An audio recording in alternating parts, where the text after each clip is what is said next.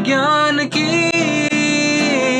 अनकही कहानियाँ। आइए हम सुने विज्ञान की अनसुनी कहानियाँ।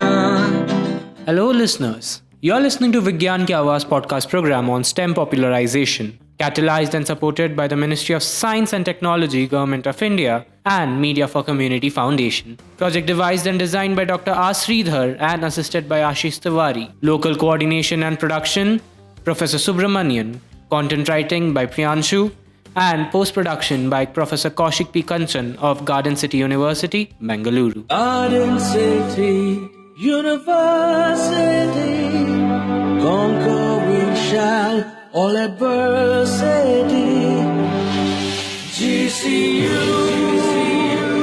emphasis on life. GCU, emphasis on life. In the first part, we introduced Dr. Pralay Shatra, a dynamic scientist working at crossroads of chemistry, physics, and sustainability. In this segment, Dr. Shatra offers deeper insights into his research philosophy, the challenges of sustainable material development, and how science can meaningfully respond to our planet's most urgent needs.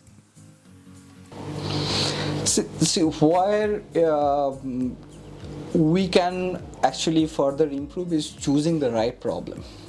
Okay, several times, see, in our case, we are primarily we see our output as the research publications.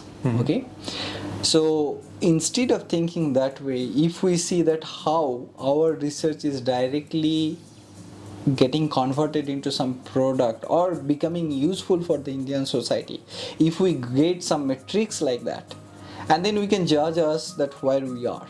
Okay, right now the judgment is probably based on the research publications. Okay, so if we have a different parameter, probably people will think more in terms of doing things which is more useful for the country. Right now we are publishing at different journals which are American Chemical Society, American Physical Society, or Wiley, etc. elsewhere. But those journals are covering topics which are probably related to their country or what type of research they are doing it. So you see that it is not really India specific problem we are choosing, okay, in those journals. So always we aspire to publish in a bigger journal, better journal, high impact factor journal. But so that is a matrix which is being used. But if we can redefine that matrix, which will define that, okay, our research, how it is directly benefiting the country, then probably all of us will be more focused towards our country's research. For our contribution in particularly in this perovskite, nanocrystals, etc., I got recently appointed as an editorial board member of one of the ACS journal, ACS Materials, and then then few other journals associated with that. Okay, sir. Yeah. Future planning. So also like future plan, how do you work future plan? So we want to continue. We see a lot of potentials in these nanomaterials. Okay, there is various types of nanomaterials. We are again thinking of materials which are where the source, the elements are basically earth abundant. Okay, and then we are trying to use this earth abundant material. That means the material cost will be low. Okay, and then we are trying to tune how we can control a particular size or a particular property, and then use it for neuromorphic measurements, neuromorphic calculations, etc., as well as for healthcare devices. So that is what our overarching goal. Okay, sir. Is there inspiration? So for my research, see, since the beginning of my PhD supervisor, he is a big inspiration to me, Professor D.D. Sharma from Indian Institute of Science, and then of course other faculty members at SSU department or IISc, Indian Institute of Science, and then when I was at University of Notre Dame as well as at Stanford University, both my supervisors, they were also very motivated. I got inspired from them. It's not about just, see, research is not, of course, research is how much we are contributing, but those persons also helped me in giving an overview of my life. So it's not only just research, but health, sports, all those things. So all these things matters probably. Nice. So like what do you expect from like the next generation that has come yet to come? Like Which one? Like I'm saying, next generation that has yet to come in these fields. Like what do you expect from them? Like how do they respond? Suggestions. Like how do they respond to these things, or what do you expect from them in these fields? Like they continue these works and research. So basically suggestions for them.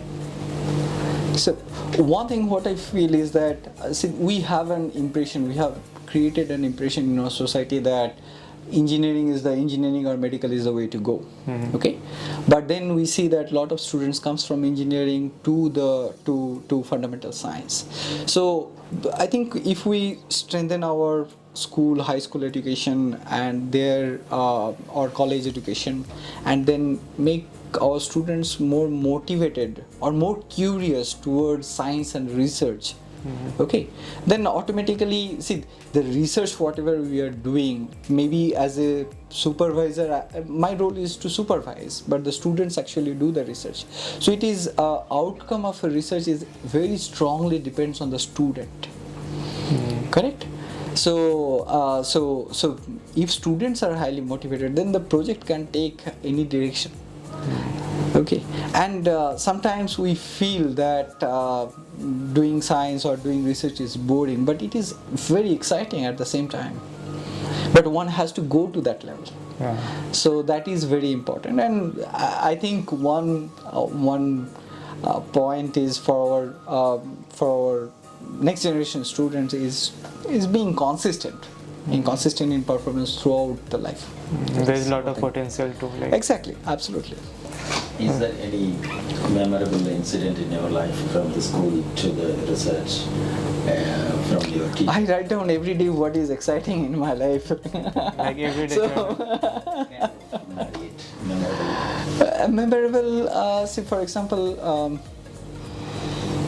when I got my first integrated PhD program, got the chance in first integrated PhD program, I was very happy because I will get stipend during my masters. So that was one. When I got my first publication, that was another one. And then several times during my PhD, I spent one whole week just to find a noise, why there is noise coming in an instrument. Okay? That was not directly helping me in my research, but I just spent that one. And when I could figure out that it was coming because of some other else's lab, there was one chiller going on and off that was giving me noise in my data, so I could solve only that noise so that I could collect a good data.